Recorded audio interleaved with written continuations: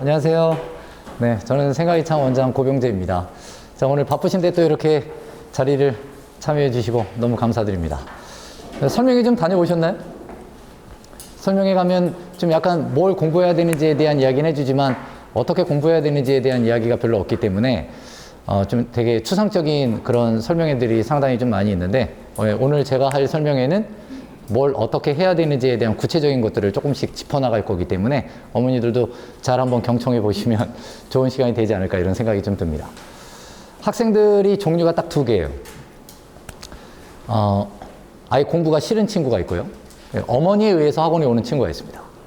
또 어떤 친구들은 공부할 마음은 있는데 어떻게 해야 될지 모르는 친구들도 상당히 많죠. 그래서 실제로 입시가 되게 다양하고 복잡하고 까다롭지만 뭘 어떻게 해야 되는지에 대한 방향성을 잡고 제대로 공부한 친구들이 항상 좋은 성과를 내기 때문에 올해 입시에서도 저희 학원은 역시 꽤 좋은 성과를 냈습니다. 학생들이 수능이 어렵기 때문에 아이의 수준에 맞춰서 아이의 눈높이에 맞춘 교육은 수능에서는 전혀 필요가 없어요. 수능 수준에 맞는 학생으로 양성이 되어야 하는데요. 그 과정에서 이제 어떻게 준비를 해야 되는지 또 지금 다가올 겨울방학이 우리 예비고이 학생들에게 얼마나 중요한지 제가 한번 낱낱이 분석해서 간단하게 설명을 드리도록 하겠습니다. 준비해드린 그 자료 있죠? 네, 그 한 장씩 넘기면서 같이 한번 오늘 펜도 다 드렸잖아요?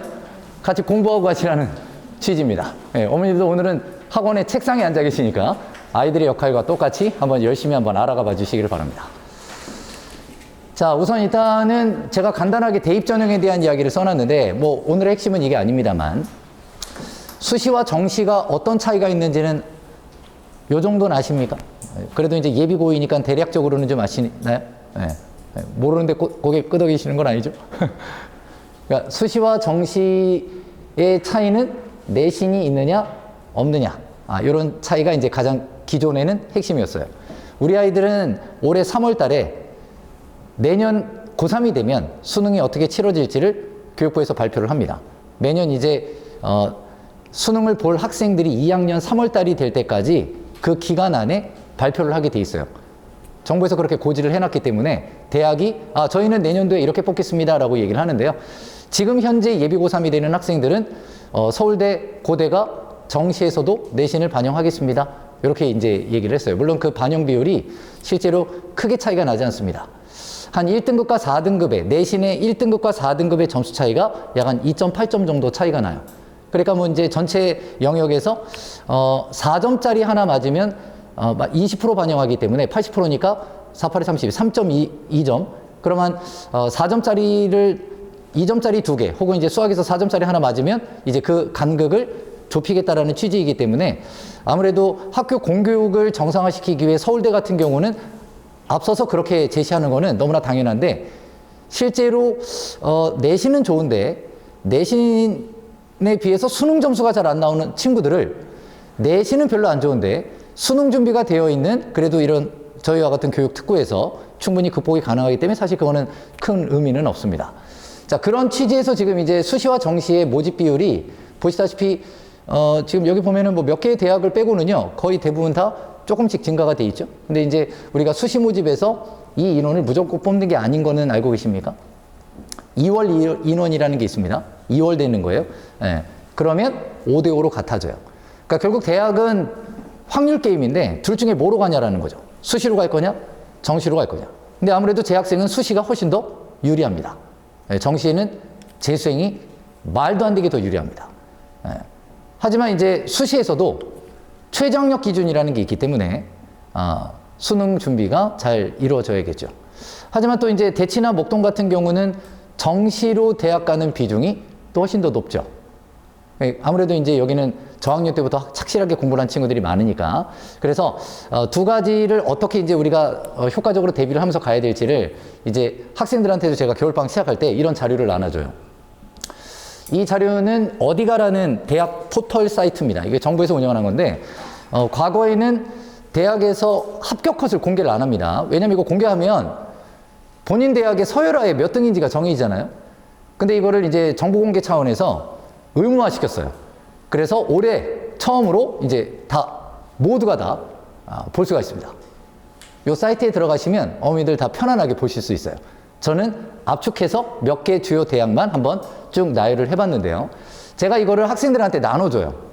왜냐면 야, 열심히 해서 몇 등급 나오면 어느 대학 가라는 되게 추상적인 밑그림보다는 지금 너의 현재 위치가 어느 정도의 가능성을 두고 있는지에 대해서도 객관적으로 좀 알아야 된다.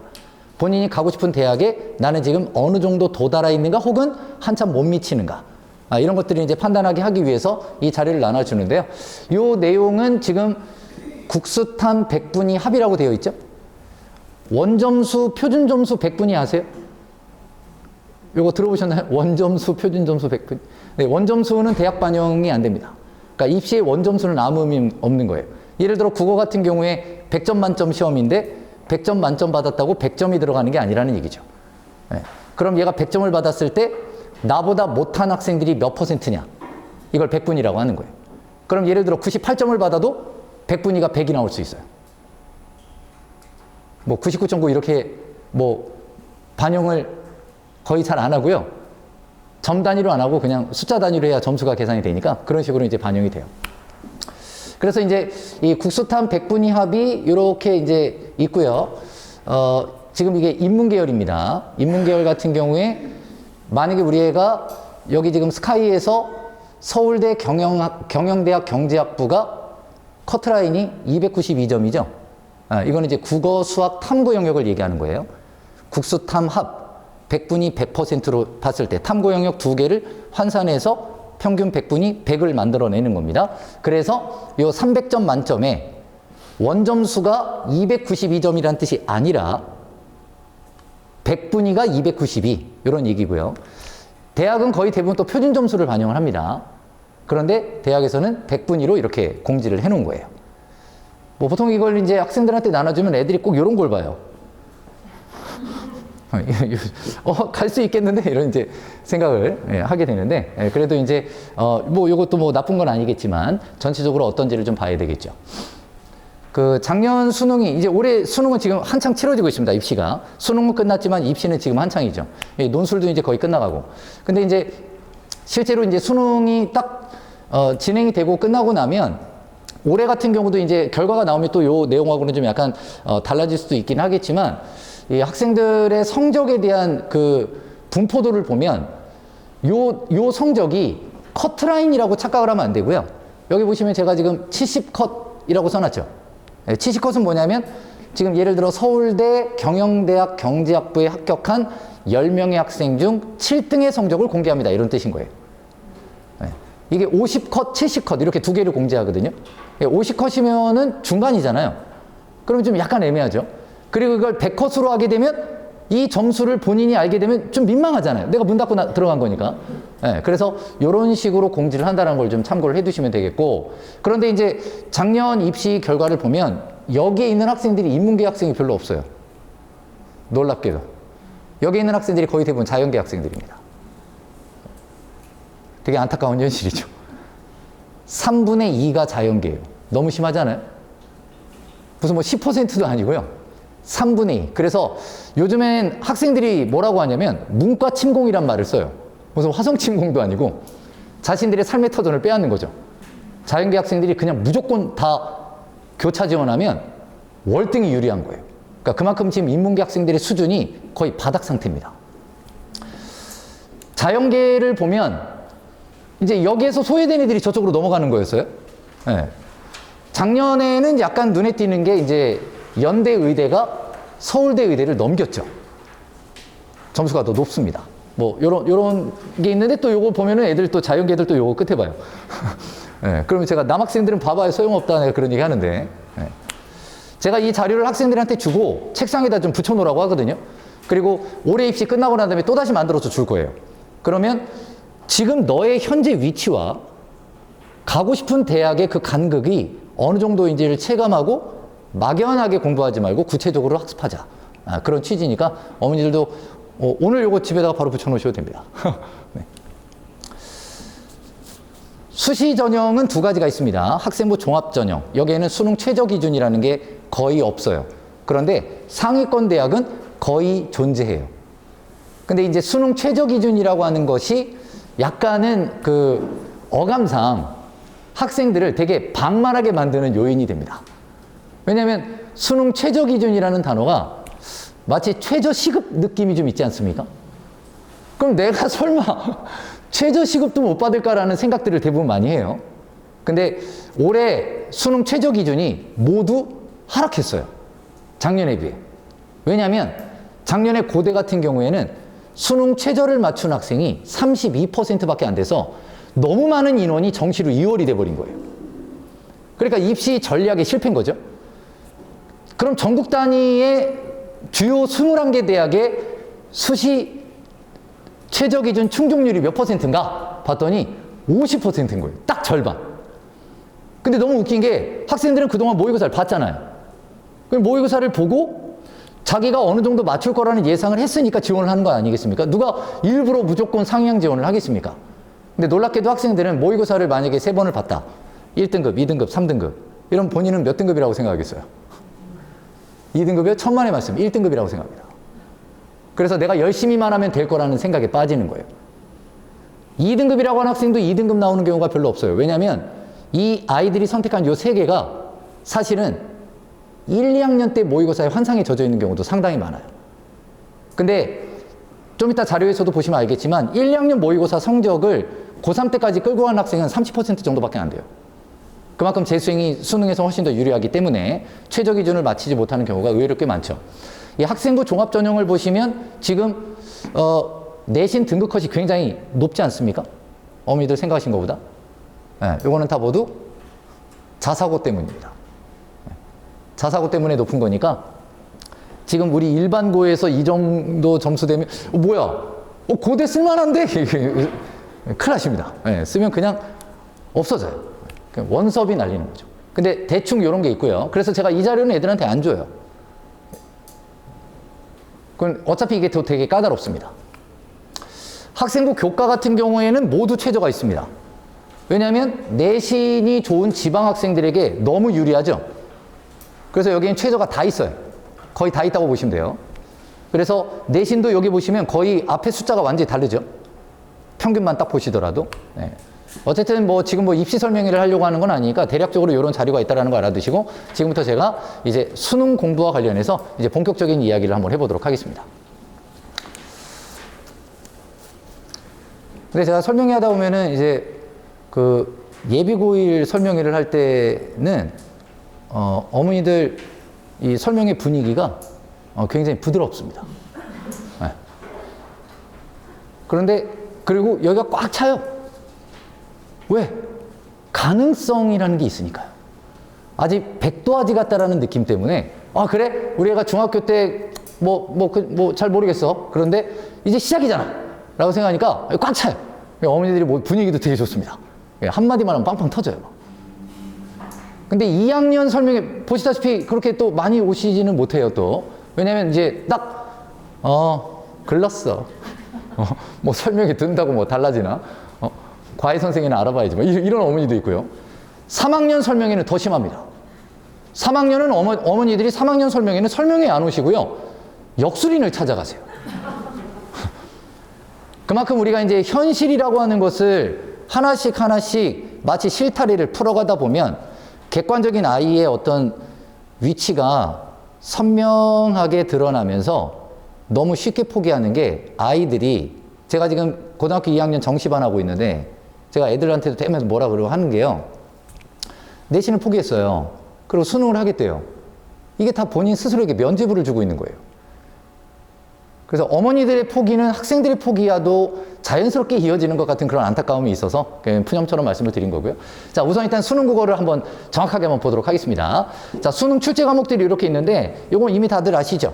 네. 최저 기준의 탐구는 평균으로 계산하는 겁니다. 네. 그 다음에 수능에서는 합산으로 가는 거고요. 수능은 합산, 수시는 평균. 네, 그렇게 보시면 돼요. 최저 학력 기준을 맞출 땐. 그 다음에 여기 제2외국어와 한문은요. 자연계한테는 영향을 안 줍니다. 인문계만. 인문계 학생들만 예를 들어 아랍어를 선택해서 1등급이 나왔다. 옛날에 그런 거 있었어요. 아랍어를 공부 하나도 안 하고 찍었는데 윤리화 사상 선택한 것보다 점수가 잘 나왔어요. 네, 거의 뭐 이거는 뭐 걔는 로또를 샀어야 되죠. 그러면 대체가 가능해요. 대신 사회 탐구 영역만. 과학은 안 됩니다. 그래서 지금 거의 하는 학생이 없습니다. 예. 그러다 보니까 어떻게 했을까요? 예, 절대평가로 그냥 바꿔버린 거예요. 그래서 이 탐구 영역만 올해 수능에서도 좀 준비가 재수생을 이기기가 쉽지가 않아요. 또 좀 너무 어렵게 나오기도 했고요. 올해 같은 경우에 사회탐구도 너무 어렵게 나왔었는데 2학년 때 내신 꼼꼼히 하면서 요거는 이제 3학년 때 총정리를 해야 된다라는 생각을 갖고 있어야 되기 때문에 국영수는 사실 3학년 때 준비해서는 경쟁력이 거의 없는 거죠. 예, 이게 이제 고3 때 변별력을 좀 작용할 거예요. 올해도 제가 어제 제자의 2명이 찾아왔는데 아주 잘 봤더라고요. 딱 1등급을 찍었어요. 그래서 내가 야 너무 고생했다 그랬더니 근데 선생님 저 재수할 수 있어요 이러길래 왜 그랬더니 과탐을 날렸어요 이러더라고요. 그러니까 이과인데 과탐을 날리면 좀 그렇죠. 입시에서. 실제로 학습 밸런스를 맞춰나가는 게 쉽지가 않아요. 제가 고3 때 학부모님들 오시면 올려드릴 수 있어요. 당연히 1년 열심히 공부하면 점수 당연히 오릅니다. 하지만 꼭 말씀드리는 게 있어요. 다른 게 떨어질 거라고. 왜냐면 이 밸런스라는 게 쉽지가 않아요. 자, 지금 보시다시피 상대평가라고 되어 있는 이 두 개의 과목을 보시면요. 공통과목과 선택과목이 있어요. 이거 꼭 기억해 두세요. 선택과목은 유리한 거고요. 공통과목은 변별력을 갖추는 거예요. 선택과목으로 변별력을 갖추는 게 아니라는 걸 명심하셔야 됩니다. 변별력은 공통과목. 이렇게 두 개로 나뉘어집니다. 이건 아십니까? 네, 이렇게 나뉘어져요. 근데 실제로 우리 학생들은 이렇게 시험 보지 않습니다. 수학도 마찬가지고요. 자, 모의고사 유형을 보시면요. 1, 2학년 때는 학력평가 모의고사라는 걸 봐요. 여기 출제 주체는 학교 선생님들이십니다. 그래서 학교 선생님 10분을 뽑아서 그분들이 모의고사를 출제를 하는 거예요. 11월 23일 날 모의고사 있었는데 잘 봤나요, 애들? 어떠세요? 네. 오늘 설명에 어머니들이 지금 표정이 다 굳어 있는 거 보니까 애들이 시험을 좀 이건 아닌가요? 네. 어쨌든 모의고사가 이렇게 2번을 공식적으로 치르는 시험입니다. 전국 단위 모의고사는 서울시와 경기도에서 보는 시험이에요. 광역시에서 치르는 시험은 지자체 시험이기 때문에 그 해당 지역 학생들 학교만 의무적으로 보는 거예요. 그런데 저희 같은 목동은 아무래도 안 보면 학부모님들도 좀 학교에 요구를 하고 학교 스스로도 학습에 좀 열의가 있기 때문에 거의 대부분 다 치릅니다. 물론 여기 있다고 다 치르는 건 아니에요. 그래서 1, 2학년 모의고사의 가장 중요한 시험은요. 이 4개 중에 11월 시험입니다. 이 시험이 가장 중요한 거예요. 바로 지난달에 봤던 모의고사. 근데 그거 못 봤는데? 네, 그럼 그 점수로 우선 일단 시작을 하셔야 돼요. 근데 요때 이때 1등급 받았는데 아무 의미 없습니다. 진짜 아무 의미 없어요. 그런데 그걸 못 놓으세요. 제가 이렇게 얘기해도 아니야 무슨 소리야. 네가 우리 애를 어떻게 반다고. 어머니는 본인의 아이를 아십니까? 실제로 이 성적이 가장 중요한 성적이에요. 좀 이따가 말씀을 드릴게요. 왜 그런지를 말씀을 드릴 거예요. 어쨌든 이 학평 모의고사는 재수행이 없죠. 고등학교 3학년이 되면 이렇게 시험을 보던 거랑 완전히 다른 시험을 보게 됩니다. 모두 전국 단위예요. 물론 전국 단위가 아니지만 전국에서 다 거의 대부분 실시를 합니다. 의무는 아니지만 이런 것도 전국으로 실시를 해요. 고등학교 3학년이 되면 학력평가랑 모의평가라는 2개의 시험을 보는데 출제 기관의 주체가 달라요. 학평은 학교 선생님이 내는 거고요. 모의평가는 당해년도 수능을 출제할 교수님들이 내시는 거예요. 그러니까 당연히 이제 모평이 더 의미 있는 시험이 되겠죠. 하지만 이 6번의 시험 중에 고3이 됐을 때 가장 의미 없는 시험을 가장 의미 있게 생각하는 애들이 있어요. 이래서 최저학력 기준을 못 맞추는 거예요. 아직 1년 뒤의 이야기이지만 이 4월 모의고사를 의미 있게 보시면 절대로 안 됩니다. 4월 모의고사는 그냥 버리는 모의고사예요. 3월 모의고사를 애가 잘 봤다? 그러면 그걸 최저 기준의 지표로 써도 되는 거예요. 네. 이걸 못 봤다? 역시 그걸 최저 기준으로 쓰는 거예요. 그래서 3월 모의고사는 굉장히 중요한 지표로 쓰이니까 지금 1년 내내 열심히 해서 내년 11월 모의고사와 3월 모의고사의 차이는 거의 없을 거라는 걸 아시고 공부를 시켜야 됩니다. 그 다음에 한 번의 기회가 더 남아있어요. 그게 6월이에요. 그 다음 6월과 9월은 차이가 나더라도 3월과 6월의 평균으로 보시면 대부분 다 비슷하게 나올 거예요. 그래서 항상 입시는 3월, 6월 요때가 되면 그냥 끝난다고 보시면 돼요. 여기서 뭔가 기적적인 변화가 생기려면 3대가 덕을 쌓아서 진짜 무언가 진짜 역술인을 만났는데 기가 막힌 무언가 우연의 일치가 있지 않는 한 불가능하다고 보시면 되겠죠.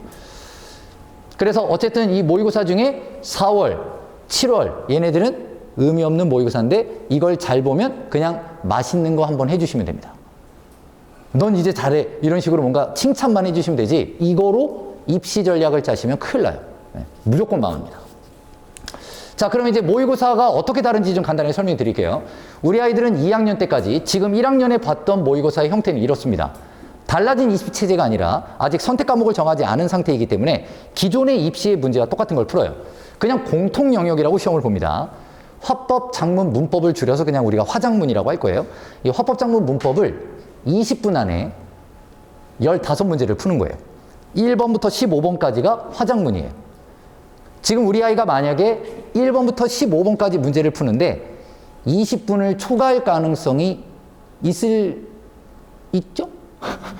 있나요? 네. 네. 그럼 3등급 정도라고 생각하시면 돼요. 그렇게 감을 딱 잡으시면 돼요.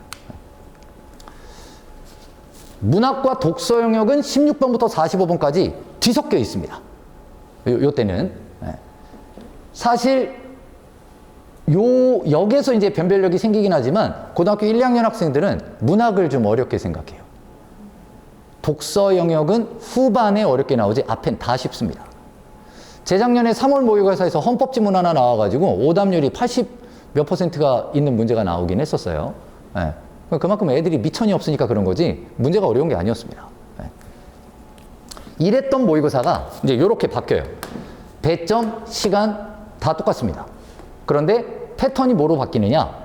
여기에 있었던 문학 독서가 공통 과목이라고 들어오고요. 그 다음에 화법, 작문, 문법을 찢어서 선택 과목으로 나눕니다. 원래 이럴 이유가 전혀 없거든요.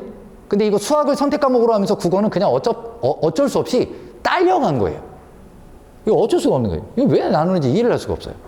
근데 언어와 매체가 문법이고요. 화법과 작문이 여기 이제 화작인데 화법은 그냥 말하기, 작문은 글쓰기. 가리킬 게 없습니다. 이건 그냥 어머니랑 아이가 일상적 대화를 원활하게 하잖아요? 그럼 애가 집중력이 흐트러져서 실수로, 진짜 이런 게 실수예요. 여기서 틀리죠? 이건 실수가 아니에요. 모르는 거예요. 근데 여기서 틀리잖아요? 그럼 진짜 실수일 수 있어요. 아니면 애가 읽는 것 자체를 싫어하거나. 이렇게 이제 시험 체제가 좀 달라집니다만, 시간도 좀 달라지죠? 선택 과목의 시간이 12분인데요. 많은 학생들이 이 시간을 15분, 심지어는요, 20분 걸리는 친구들도 있어요. 아이들이 시간 배율을 못해서 모의고사를 못 보는 게 아닙니다. 말씀드린 것처럼 등게 없어서 못 푸는 거예요. 요즘 수능은요, 이미 이제 고등학교를 어느 정도 경험해 보셔서 아시겠지만, 기본적인 학생의 능력이 없으면요, 즉, 처음 문제를 해결할 수 있을 만큼의 배경식이 없잖아요? 그럼 그냥 못 풀어요. 빨리 읽는 연습을 안 해서가 절대 아니라는 거죠. 시간 재는 연습을 안 해서요? 시간 재면 그럼 시간이 빨라지는 것 같아요? 만약에 그럼 제가 이거 다 씹어먹겠습니다. 속독학원 다니면 빨리 읽는다고요? 빨리는 읽겠죠. 하나도 이해가 안 되겠죠. 그러니까 결국에는 이 시간을 재느냐, 마느냐, 이건 상당히 또 의미는 있어요. 왜냐하면 이제 학생이 몇 분 정도 지났다라는 거, 80분이라는 것을 내 몸시계로 익히는 거는 상당히 의미가 있지만 그것이 필요 조건이지만 그것으로 충분 조건이 되지는 않는다. 그런 말씀을 드리는 거고요. 근데 어쨌든 지금 보시면 요 선택 과목에서 얘가 더 유리한 건 아세요? 모르셨나요? 얘가 유리한데 모든 등급이 유리한 건 아니에요. 아이의 상황에 맞춰서 좀 준비를 해주셨으면 좋겠어요. 자, 그럼 이제 이거를 조금 더 제가 좀 풀어서 이제 하나씩 말씀을 드릴게요. 제가 제일 안타까운 게, 그래서 저학년 설명회를 할 때 좀 더 많은 분들이 좀 제대로 알고 가셨으면 좋겠다라는 생각이 좀 되게 많이 있기는 해요. 물론 이제 오늘 못 오신 분들은 제가 영상 촬영하고 있으니까 댁에서라도 좀 꼭 보시면서 지금 이 시기가 내신의 목매 시기가 아니라는 거 꼭 좀 알았으면 좋겠다라는 거죠. 내신을 포기하라는 얘기가 절대 아니라. 같이 갈 수 있는데 자꾸 뭔가 한쪽으로 치우친다라는 게 좀, 아까 분명 5대5의 확률 게임이라 그랬잖아요. 근데 둘 중에 하나만 이렇게 취한다라는 것 자체가 이미 입시에서 뭔가 잘못된 선택이라는 건데, 고3이 돼서 졸업생을 이기기가 쉽지가 않아요. 심지어 요즘 졸업생들 뭐 하는지 아세요, 어머니? 코로나 때문에 학교를 안 가니까 스카이 간 애가 의대 간다고 재수를 하는 상황이에요. 그러니까 공부 잘하는 애들이 반수를 하는 거랑 공부 못하는 애가 1년을 하는 거랑 당연히 공부 잘하는 애가 반수하는 게 훨씬 더 효과가 크겠죠. 못 이겨요. 그러기 때문에라도 재수생만큼의 긴장감을 갖고 공부를 해야 되는데 애들이 그렇지가 않습니다. 아이가 학교 생활 요즘 재밌어 하나요? 그냥 공부 안 하고 있다는 얘기예요. 막 학교 가고 막 친구들하고 놀고 이러는 거 좋아하고 이러면 그럼 공부를 안 하고 있다는 거예요. 옛날에는 대학을 가는 방법이 딱 하나밖에 없었어요. 수능. 그럼 제가 고3 수업 시간 딱 시작하잖아요. 개강 딱 하면 남자애들 막 삭 바르고 오는 애들이 한둘이 아닙니다. 여학생들은 누가 봐도 수험생이에요. 그런데 요즘은 판도가 많이 바뀌었어요. 대학을 갈 수 있는 방법이 다양하다라는 생각 때문에 어느 것도 제대로 준비하는 친구를 못 봤다라는 거죠. 심지어 여기에서도 말이에요. 그러니까 뭔가 진짜 배수의 진을 치고 칼을 갈듯 최선을 다하는 그런 게 가장 중요한 경쟁력이지 입시 정보는 사실 아니거든요. 근데 그거를 우선 일단 좀 아이들이 좀 가졌으면 하는 것도 좀 있어요. 어머니들도 보시면 요즘 아이들이 많이 달라졌다는 거 느낌 안 오세요? 많이 있죠. 근데 답답하죠. 그때는 학부모. 아휴, 그냥 내가 더 잘해. 이땐 부모. 그러니까 부모와 학부모 사이에서도 부모님도 갈등을 하시잖아요. 저 역시 마찬가지예요. 저도 가르칠 때 막 열불이 납니다. 막 미쳐버리겠는 거예요. 그런데 또 측은한 거예요. 아이가. 이런 저도 그런 갈등 상황인데 조금 더 그런 마음이 좀 있기를 좀 바랄 뿐이죠. 아까 말씀드린 것처럼 이제 조금 더 세부적으로 말씀을 드릴 게 있는데, 이제 공통 과목이 아까 뭐였죠? 문학과 독서였죠. 네, 이 문학과 독서가 수능의 변별력이에요. 자, 예를 들어 한번 볼게요. 지금 A, B, C 세 학생이 똑같이 원점수가 84점이 나왔습니다. 그런데 A 학생은 공통 과목을 잘 보고 C 학생은 선택 과목을 잘 봤죠. 하지만 공통 과목을 잘 본 학생의 표준 점수가 훨씬 높죠. 원리가 간단합니다. 얘랑 같이 계산하는 방식이 아니에요. 이 공통 과목을 잘 보게 되면 표준점수 계산법상 나와 동일한 영역을 선택한 학생의 공통 과목 점수를 제가 가져와요. 그리고 거기에 제 공통 과목 점수를 플러스 시키는 거예요. 이게 기본값인 거예요. 그러면 예를 들어 언어와 매체를 선택한 학생들이 화법과 작문을 선택한 학생들보다 월등히 공통 과목 점수가 잘 나와요. 그런데 얘가 언어와 매체를 선택을 했어요. 그래서 언어와 매체를 선택해서 선택 과목 점수가 잘 안 나왔어요. 근데 문학과 독서는 잘 봤어요. 근데 언어와 매체를 선택한 학생들의 모집단의 평균 점수가 화법과 작문을 선택한 학생들보다 월등히 높아요. 그럼 우선 일단 시작점이 높은 데서 출발하는데 거기에 잘 본 내 점수를 더하니까 월등히 차이가 나는 거예요. 지금 요거 이해하셨나요? 그래서 결국에는 선택 과목은 같은 공통 과목을 선택한 학생들 내에서 선택 과목의 유불리도 있고요. 화법 작문을 선택한 학생들보다 훨씬 또 유불리가 있기 때문에 선택 과목이 입시에 중요한 것처럼 작용하지만 실제는 그렇지가 않다. 얘는 단기간에 절대 해결이 안 됩니다. 선택 과목은 단기간에 해결할 수 있어요. 외우면 되니까요. 그냥 외우면 되거든요. 문법 외우면 되는 거예요. 근데 문학과 독서는 외울 게 너무 많아요. 그리고 그걸 반복해서 내 거로 만들어야 돼요. 근데 웃긴 건 선택 과목도 외우면 될 거라고 생각하지만 지난주 월요일 날 뭐 하셨어요? 이런 겁니다. 기억이 안 나요. 기억이 안 납니다. 그러니까 이걸 기억 나려면 어떻게 해야 되겠어요? 계속 반복해야 되겠죠. 애들이 그럴 것 같아요? 그건 아이들의 의지 때문이 아닌 거예요. 할 게 너무 많은 거죠. 할 게 너무 많은 게 그래서 안쓰러운 거예요, 저는. 그래서 계속 반복 훈련을 통해 테스트를 계속 해줘야 돼요. 환기를 시켜주고. 물론 그건 제 역할이고. 자, 지금 보시면 영역별 정답을 한번 제가 쭉 올해 수능까지 봤어요. 올해 수능이 작년보단 쉬웠다는 얘기는 들어보셨죠? 자, 뭐가 쉬웠는지 한번 볼까요? 2022학년도 수능의 독서 영역의 화법작문을 선택한 친구들의 평균 정답률이 56%예요. 거의 절반이 틀렸다는 얘기죠. 장난 아닙니다. 장난 아니에요. 언어와 매체를 선택한 친구들은 그보다는 좀 더 높죠. 그래도 꽤 낮은 겁니다. 65%면 엄청 낮은 거예요. 문학은 뭐 문학도 요거보다는 아니지만 그래도 비슷하지만 그래도 조금 더 높죠. 선택 과목을 보시면 뭐 오히려 이때는 화법작문 선택한 애들이 더 못했네요. 왜냐면 작년에 화법작문 선택한 인원이 훨씬 더 많았거든요. 요 중간은 그냥 생략을 하고 바로 가보겠습니다. 자, 2023학년도를 보면 독서의 요 정답률이 조금 올랐죠. 여기도 좀 올랐죠? 하지만 문학보다는 훨씬 더 어렵죠. 근데 지금 보시면 문학이 몇 %예요? 네. 나중에 제가 이제 EBS 전략도 말씀을 드리겠지만 문학은 입시에 아무런 변별력이 없습니다. 근데 되게 웃긴 게 제가 이렇게 얘기하면 그럼 문학 공부보다는 이제 비문학에 매달려야 되겠네? 그러면서 문학도 제대로 안 돼 있는 친구를 너무 많이 봤어요. 그러니까 문학은 기본이 되어야 된다는 얘기죠. 그러니까 문학은 누구나 잘하는데 나만 못하면 그게 오히려 더 큰 문제가 된다는 얘기예요. 그래서 이제 방학 때부터 그런 걸 잘 채워놔야 됩니다. 근데 보시면 여기 선택 과목 한번 봐보세요.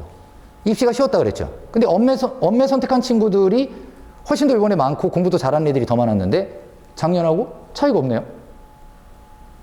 그죠? 근데 여기는 올랐죠. 이거보다. 네. 그러니까 선택 과목을 한다고 해서 선택 과목 때문에 상위권이 흔들리는 건 없다. 결국에는 문학과 독서가 얼마나 중요한 것인가. 지금 시기에 문학 독서에 대한 학습에 역량을 초점을 딱 맞추고 거기에 맞춰서 가야지 되게 추상적으로 야 엄매를 선택하는 게 유리하대. 4등급이 엄매를 왜 선택해요? 4등급이 엄매를 선택하는 거랑 화법작문을 선택하는 거랑 입시에 유불리가 있을 것 같습니까? 단 1점도 없습니다. 1, 2등급 그리고 3등급 중반대 아이들, 그러니까 3등급 끝자락 말고 3등급 중간까지는 엄매를 선택하는 게 무조건 유리해요. 그런데 4등급 이하다. 이건 그냥 무조건 화작인 거예요. 그럼 당연히 인원이 누가 더 많겠습니까? 화작이 더 많아야 되죠. 당연히 상식적으로. 자, 그래서 제가 이제 최근 5년 동안에 비문학의 경쟁력이 얼마나 중요한지 말씀을 드리지만 또 역시 아까 말씀드린 것처럼 오해하지 마셔야 될 부분은 그럼 문학은 쉽기 때문에 제대로 준비를 안 해도 되냐? 이것도 굉장히 위험한 발상이라는 거죠. 특히나 최근에 이과생들이 더 많아지고 있는 상태에서 문학 개념에 대한 이해가 부족한 이과생들을 제가 진짜 많이 봤거든요. 수능 한 보름 앞두고 남학생이 카톡으로 저한테 선생님 근데 시점이 뭐였죠? 이렇게 질문하는 애들도 있었어요. 그러니까 불안한 거예요. 개념이 저학년 때 제대로 안 잡히면 그런 경우가 생깁니다. 물론 저학년 때 배웠지만 아까 말씀드린 것처럼 열흘 전에 뭐 했는지 모르는 거와 똑같은 일이 발생하기 때문에 반복을 해줘야 된다는 거죠. 자, 요거는 뭐 이제 뭐 그냥 막대 그래프로 좀 보시기 편하게 해놨는데, 예. 자, 그럼 이제 제가 선택 과목에서 어떠한 측면이 의미가 있는지를 말씀을 드릴게요. 지금 우리 아이들이 여기 계시는 어머님들 자제분이 한 2등급 이상이다. 그럼 저는 그냥 아무것도 생각하지 말고 무조건 엄매라고 확신을 갖고 말씀을 드릴 수가 있어요. 그러니까 2등급 이상이다. 네, 3등급 고민 좀 해보세요. 네, 4등급 고민할 게 없어요. 근데 열심히 하면 올라가겠지라는 생각을 당연히 할 수 있고 최저 기준을 맞추는 데에도 영향을 줄 수 있긴 하기 때문에 굳이 4등급이 3등급, 2등급으로 올라가기 위해서 엄매를 선택하는 걸 미리 할 필요는 없다 이런 얘기죠. 우선 화작으로 하다가 나중에 바꾸더라도 왜? 지금 이제 예비고 2잖아요. 예비고 3 올라갈 때 해도 상관이 없어요. 자, 지금 보시면 2022학년도 화작을 선택한 친구들이 70%였어요. 엄매는 30%가 조금 안 됐죠? 근데 역전이 됐죠. 역전이 된 게 아니라 수치가 좀 바뀌었죠. 지금 여기서 한 5% 정도 높아졌습니다. 여기서는 5% 정도 떨어졌죠? 근데 이거를 선택한 학생들의 계열이 어떤지를 한번 봐보세요. 인문계열의 70% 넘는 학생들이, 그러니까 인문계열의 70%가 넘으면 4등급 이하는 무조건 다라는 뜻인 거예요. 네. 얘네들은 모두 다 화작을 선택을 합니다. 그럼 인문계열의 3등급 정도 나온 아이들, 그런 애들만 언매를 선택하죠? 근데 웃긴 건 자연계열을 한번 봐보세요. 자연계열은 5등급 정도 나오는 아이들도 언어와 매체를 선택하는 거예요. 이 차이가 뭔지 아시겠죠? 지금 인문계와 자연계의 모의고사의 수준 차이가 2등급 정도 난다는 얘기예요. 얘네들이 바보라서 이렇게 지원하는 게 아니잖아요. 그러니까 문과 침공이 가능해지는 거예요. 그럼 이제 어머니들 중에 인문계 잘못 보냈네? 이렇게 생각하실 수도 있지만 이 안에 들면 되는 거예요. 좀 너무 우울하게 말씀드리고 있나요?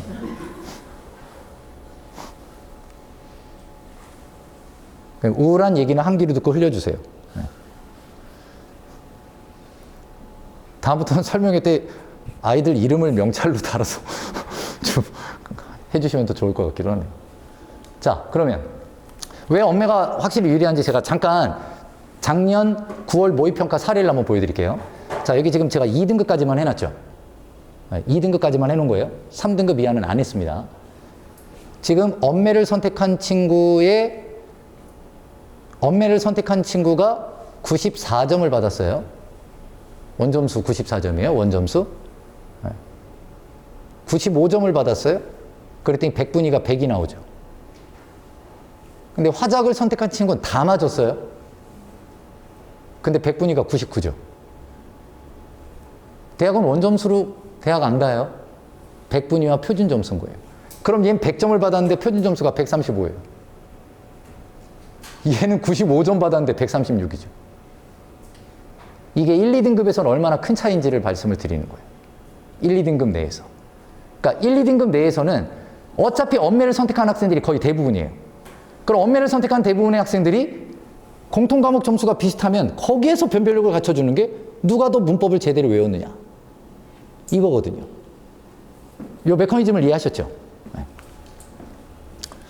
그래서 지금부터 제가 이제 아이들을 어떻게 가르치고 겨울방학에 어떻게 준비하며 공부를 해야 되는지 좀 하나씩 말씀을 드릴 겁니다. 학생들이 대부분 실패하는 학생들을 보면 고등학교 1, 2학년 시기에 내신에 올인합니다. 그래서 내신이 잘 나왔어요. 오케이, 와, 나 내신 잘 나왔. 난 이제 수시파 이럽니다. 네, 자기들끼리 뭔가 이렇게 파벌을 형성을 해요. 그러니까 선생님, 전 수시파예요. 아, 쟤는 정시파예요. 이런 식으로 합니다. 이래놓고는 최저를 못 맞춰요. 너무 웃긴 일이죠. 내신에 올인했습니다. 물론 올인 안 했죠.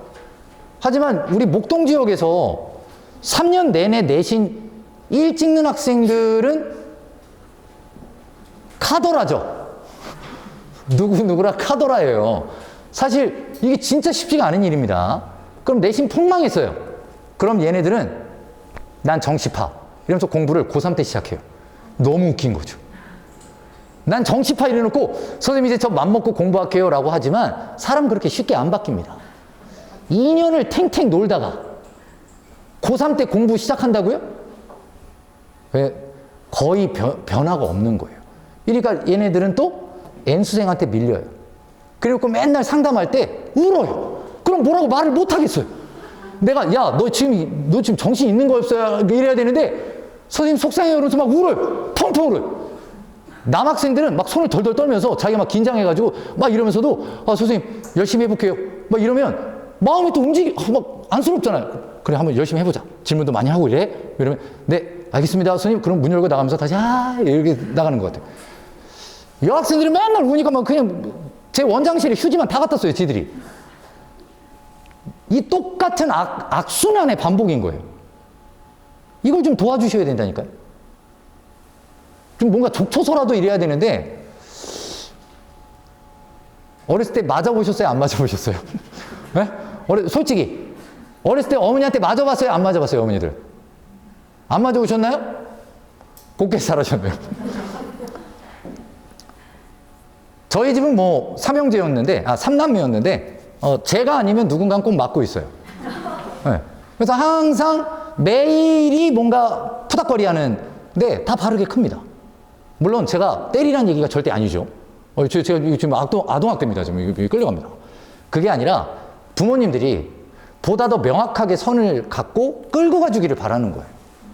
이게 옳고 그르다라는 거예요. 근데 요즘에 보면 애가 원하니까 아이가 싫다는데 이런데 부모님들의 욕심은 또 못 바꿔요. 그럼 어떡하라는 거예요, 저한테? 그럼 저보고 때리라는 얘기잖아요. 그럼 제가 끌려가잖아요. 이래놓고서는 무슨 윈터스쿨 이런 데 겁나 보내요. 가둬놓으니까. 뭐 가둬놓으면 거기서 뭐 하는지 어떻게 아세요? 거기 갔다 와가지고 달라지는 애가 있으면 한번 얘기해보세요. 그것도 역시 카더라예요.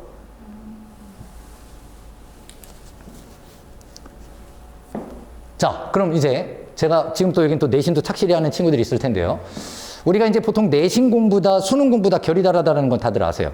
내신은 암기이기 때문에 암기는 모방과 재현이에요. 내가 시험 범위 안에서 얼마나 배운 거를 문제를 풀며 모방하고 재현할 수 있느냐. 자, 이 문제죠. 이게 우리는 암기력이라 해요. 근데 수학 능력 시험이죠. 대입 수학 능력 시험이에요. 그럼 여기 능력이란 단어는 처음 본 걸 해결할 수 있는 것을 이야기하는 거예요. 그러니까 처음 본 걸 해결하려면 당연히 기존에 그와 유사한 걸 해결한 경험이 쌓이고 있어야 돼요. 관련된 배경식이 있어야 돼요. 아는 만큼 보이는 거예요.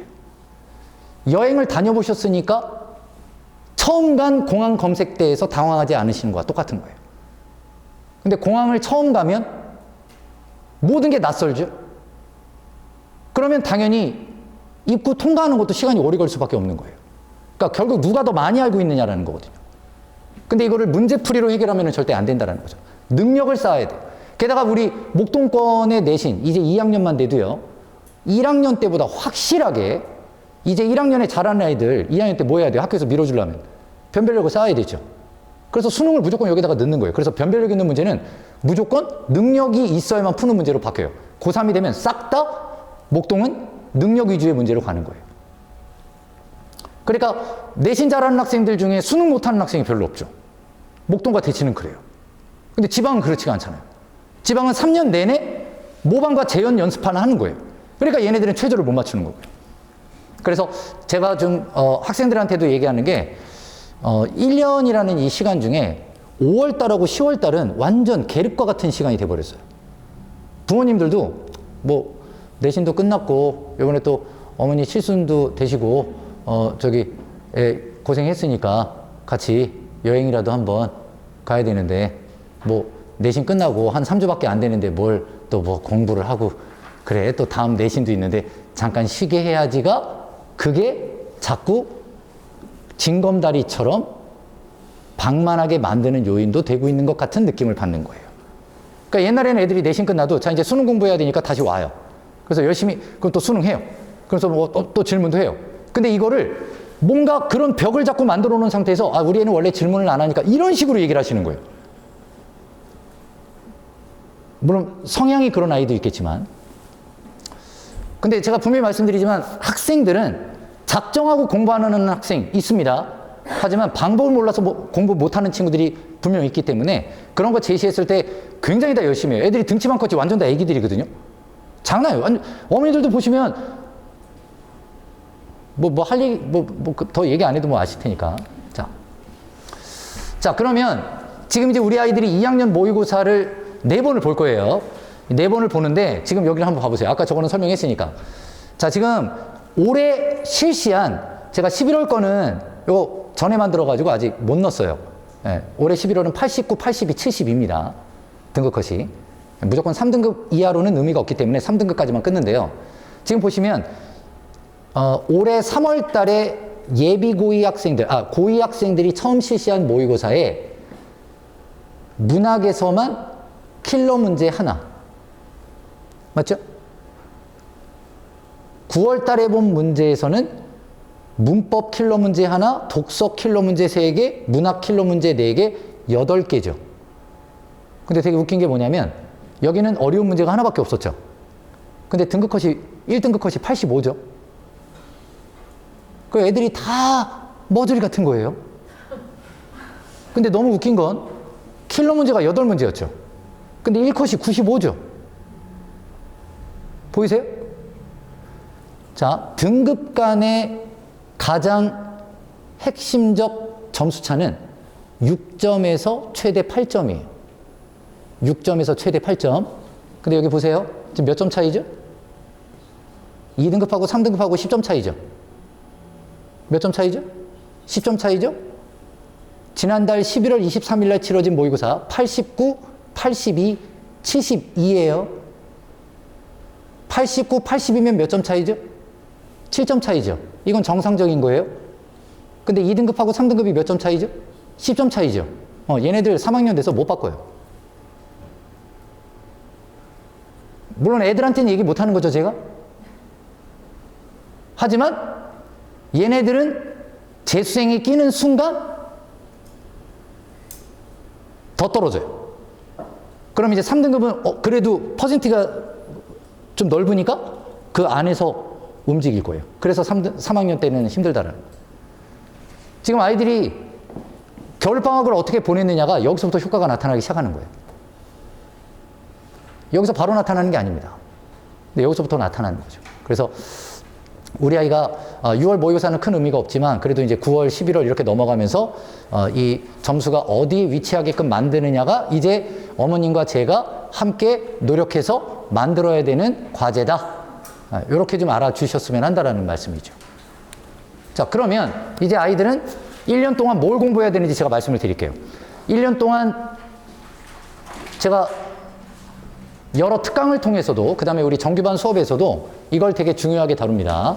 지금 여기 보시면 여긴 개념이고요. 여긴 독해 능력이죠. 그죠? 그 말은 얘네 둘은 암기고요. 얘네 둘은 능력인 거예요. 네. 자, 예를 들어 문법 개념이라고 하면 우리 애들 지금 1학년 때 내신했죠? 내신하면서 문법 했을 거예요. 네. 그러니까 제가 하는 문법이랑 학교 내신 문법이랑은 약간 차이, 아주 미세한 차이. 그게 뭐냐면 저는 수능형. 그러니까 수능에서 뭘 원하는지를 얘기하면 예를 들어서 문법 개념이 두 가지가 있어요. 어떤 용어에 대한 이해와 현상에 대한 이해예요. 학교 내신은 무조건 이거예요. 이 현상에 대한 재현. 이게 가장 중요한 거예요. 근데 수능은요, 무조건 이게 중요한 거예요. 너 의문이 뭔지 알아? 너 형태소가 뭔지 알아? 그럼 내가 옛날 조선시대 때 의문하고 비교하는 글을 써볼 테니까 네가 알고 있는 현대 의문하고 비교해서 적절성을 평가해봐. 이런 식으로 묻는 거예요. 사이소리 현상? 절대 안 냅니다. 낼 이유가 없죠. 학교 내신 문제니까요. 그래서 수능은 예를 들어 이게 비음화인지를 아는 거? 이건 중요하지가 않습니다. 너 비음이 정확하게 뭔지 알아? 이게 수능의 포인트라는 거죠. 근데 대부분의 학생들은 이게 아니라 이쪽으로 가요. 왜? 학교 내신도 다 이쪽으로 가니까요. 이런 걸 정리해 준다는 겁니다. 그 원리를. 자, 문학 개념도 마찬가지입니다. 자, 제가 이번에 겨울방학에 이제 또 문학 개념하고 문법 개념도 다 똑같이 정리를 하는데 문학 개념 같은 경우에 두 가지가 있어요. 우리가 문학 개념이라고 하는 게 두 가지예요. 진짜 애들 개념 없어요. 진짜 말도 안 되는 질문을 해요. 근데 이걸 진짜 필요한 거예요. 이건 정말 중요해요. 여기에서 우선 일단 경쟁력의 그 초석이 만들어지는 거예요. 문학 개념어는 선택항지에 나와 있는 말을 이해하는 거예요. 선택항지에 나와 있는 말. 예를 들어 가와나 모두 공감각적 이미지를 통해 화자의 정서가 심화된다. 이러면 공감각적 이미지라는 이 문학 개념어를 이해를 해야 되는 거예요. 네. 근데 중요한 건 문학의 배경식이거든요. 문학 배경식은 문학 갈래, 문학의 창작의 본질, 뭐 사상적 배경 이런 것들이 다 배경식이에요. 정서 심화라는 말은 어느 문학 개념 교과서를 찾아봐도 이런 단어는 없어요. 근데 문학의 본질이 정서가 심화되는 거예요. 그럼 이걸 이 어떤 문학의 본질이라는 이런 배경식까지 같이 쌓은 학생은 이거 갖고 고민 안 해요. 근데 이걸 용어적으로 공부한 학생들은 잠깐만 심화 고조 그리고 이렇게 뭔가 재정의를 내려버립니다. 그래서 스스로가 나는 심화된 것 같지는 않은데 이런 생각을 하는 거예요. 그래서 나중에 질문하죠. 선생님 이게 왜 어디가 심화예요?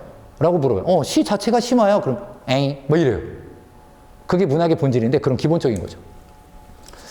다음은 이제 고전인데 고전은 물론 문학이기 때문에 얘도 문학적 개념이 필요하긴 해요. 근데 이거 현대문학 하면서 고전의 배경식만 좀 쌓아주면 돼요.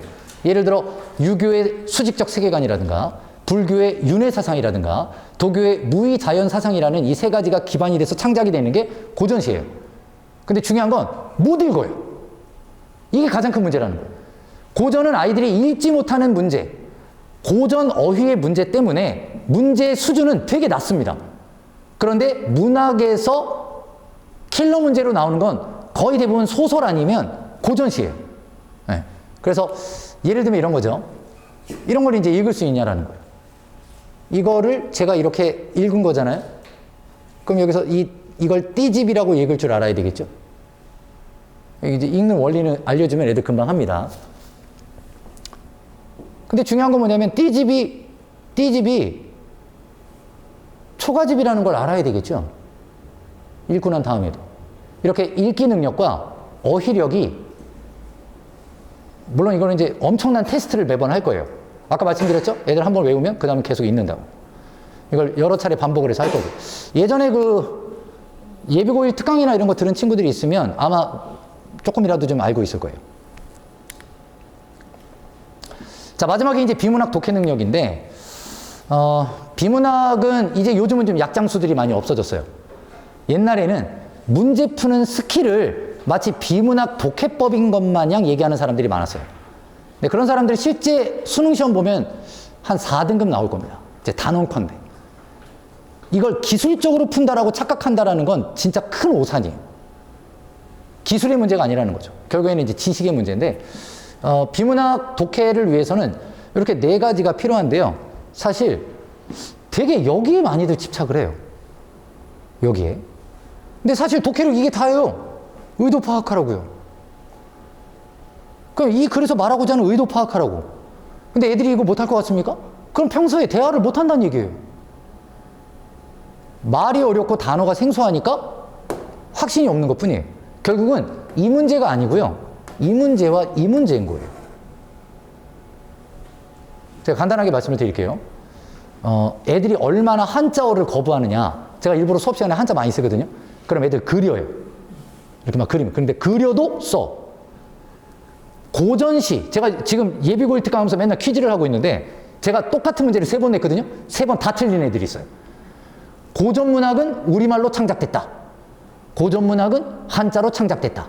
고전문학은 우리말과 한자로 창작됐다. 그럼 애들이 우리말과 한자로 창작됐다. 10의 9이 다 그걸 선택해요. 고전문학, 저 국어 국문학과 나왔거든요. 저 한시 못 써요. 다 우리말로 돼 있는 거예요. 아이들의 편견. 한자로 쓰여졌으니까 어려울 것이다.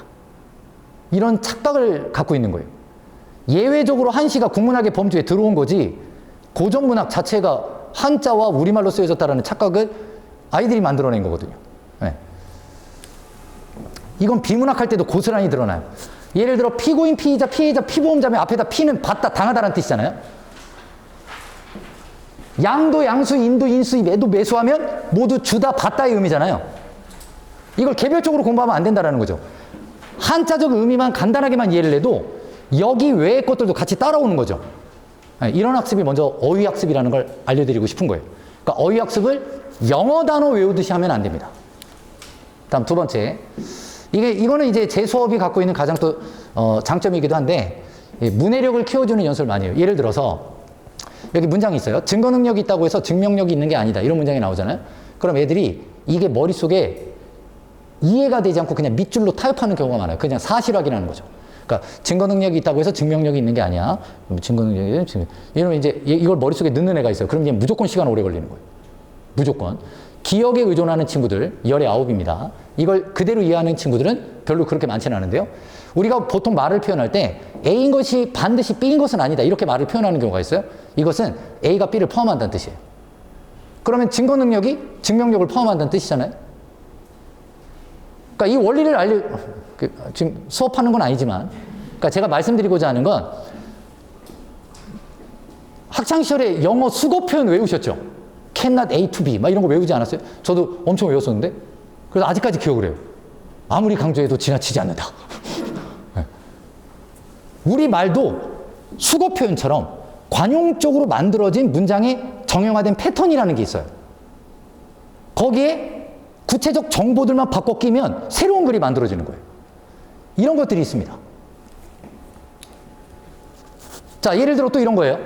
GDP 대비 국가 채무 비율을 통해 국가의 재무 건전성이 어느 정도 악화되었는지를 판단할 수 있는데 이러면 이런 글을 보고 선생님 저는 문장을 읽어도요 한눈에 안 들어와요. 이게 머릿속에 안 들어와요. 뭔 말인지 이해가 안 돼요 라고 하는 학생들도 역시 문해력이 문제가 많은 거예요. 우리 말의 기본 표현은요. A 대비 B, A에 대한 B, A 중에 B 이런 식으로 앞에 말이 분모로 들어가는 거예요. 우리가 말을 하는 표현이요. 그럼 이 문장은 GDP분의 국가 채무 비율이 재무 건전성의 악화 정도를 표현하는 거죠. 그럼 이렇게 되는 거잖아요? 네. 자, 여기까지만 하겠습니다. 그래서 어쨌든 그럼 만약에 다음 문장에 국가 채무 비율이 증가하면 그럼 분자가 증가하는 거잖아요? 아, 그럼 더 악화되겠군. 이렇게 자연스럽게 이게 추론하는 거예요. 얘가 이 말을 하지 않았는데 주어진 정보를 통해 이끌어내는 게 추론이지 무에서 유를 창조하는 게 추론이 아니거든요. 또 작년 수능에도 그 기축통화에 대한 이야기가 나왔어요. 브레턴 우즈 체제라고. 지금 이 배경식 같은 경우에 중요한 게 뭐냐면 예를 들어 이 문장을 한번 봐보세요. A국에 대한 B국의 환율이 상승하면 할 때 이 환율이라는 말이 있죠. 그래서 제가 애들한테도 농담삼아 야, 네가 나중에 대학 가서 유학을 갈 거야. 그럼 네가 부모님 짐을 좀 덜어드리고 싶어. 그럼 환율이 상승할 때 유학을 가는 게 너한테 유리해? 환율이 하락했을 때 유학을 가는 게 유리해? 그럼 애들이 상승? 환율? 잠깐만. 환율이 잠깐만 엄마가 저번에 여기서 이미 시간 다 잡아먹는 거예요. 그러니까 환율이라는 말 자체는 그냥 외화의 가치예요. 우리나라 돈의 가치가 아닌 외화의 가치. 그럼 A국에 대한 B국의 환율이면 B국의 상대국인 A국의 화폐 가치가 상승했다는 뜻이잖아요. 그럼 당연히 B국의 화폐가 당연히 평가절하되고 이렇게 읽혀지죠.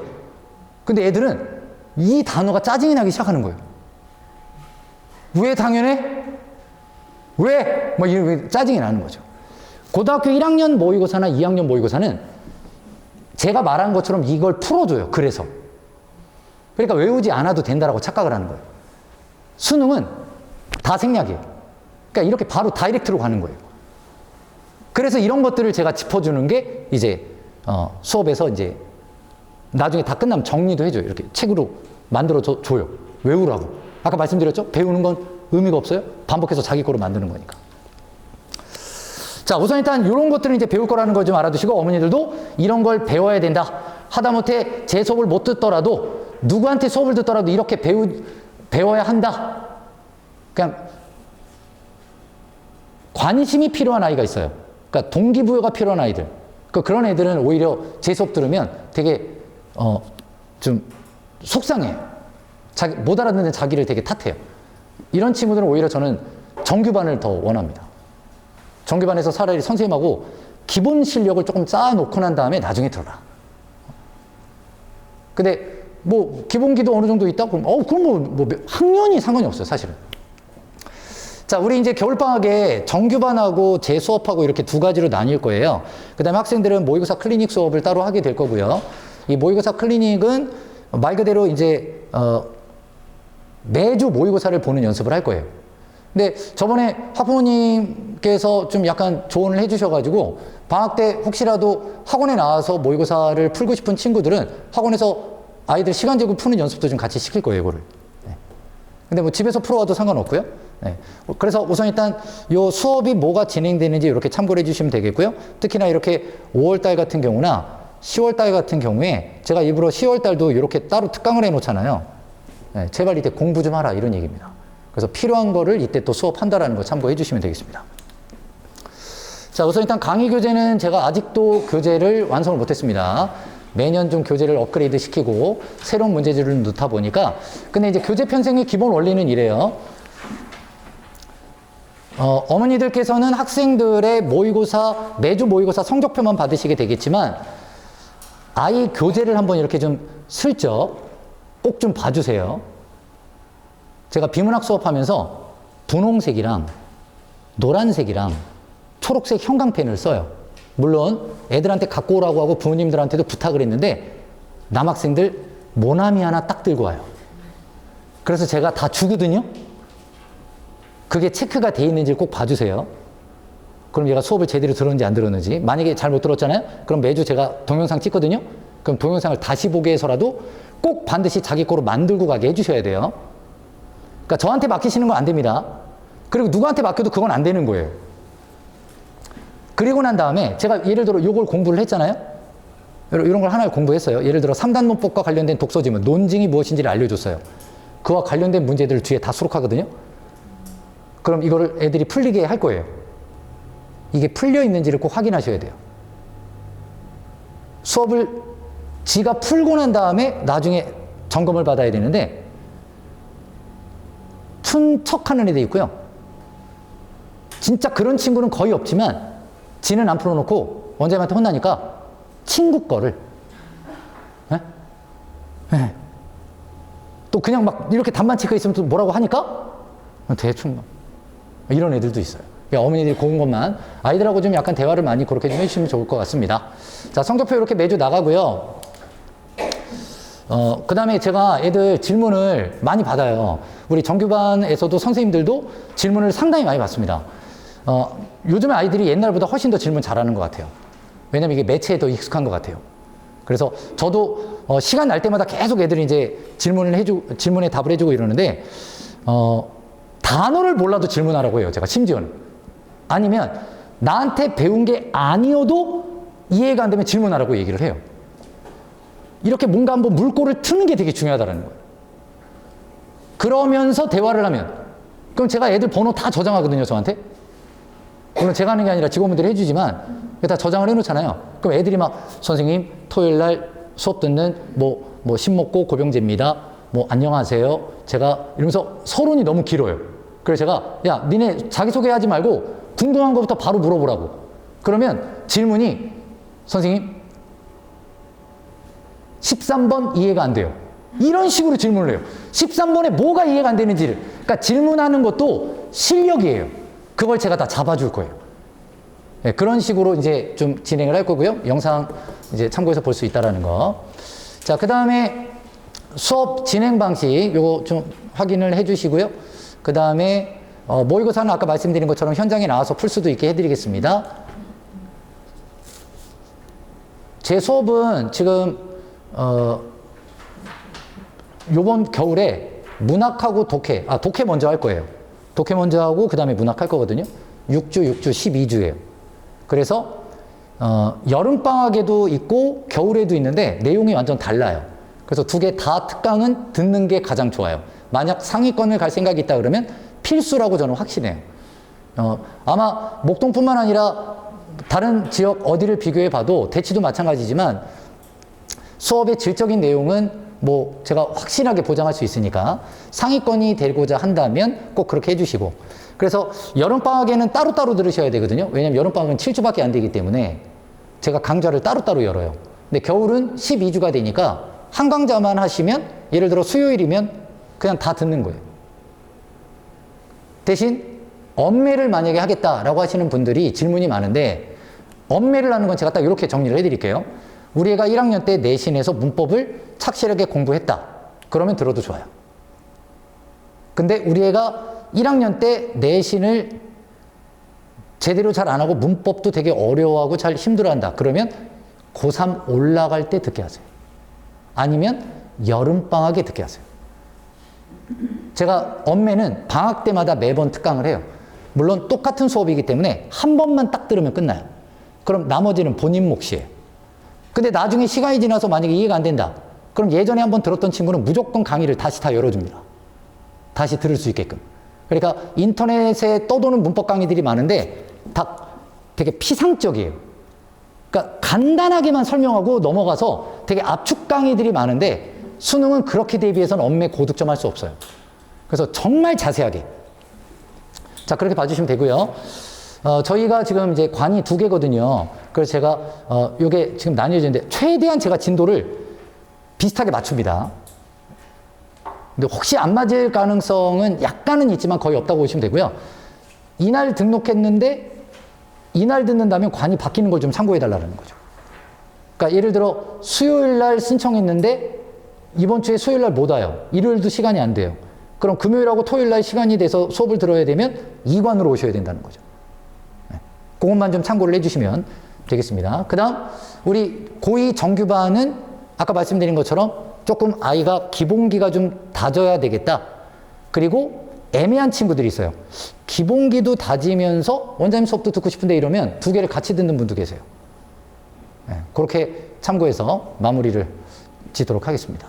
자, 이제 제가 설명이 끝나고 난 다음에는 부모님들 또 궁금한 거 있을 수 있으시니까 제가 충분히 질문을 다 받거든요. 네. 어떻게 좀 알차게 잘 들으셨나요? 네. 어쨌든 긴 시간 고생들 하셨고요. 오늘 설명회는 여기서 마치도록 하겠습니다. 감사합니다. 네.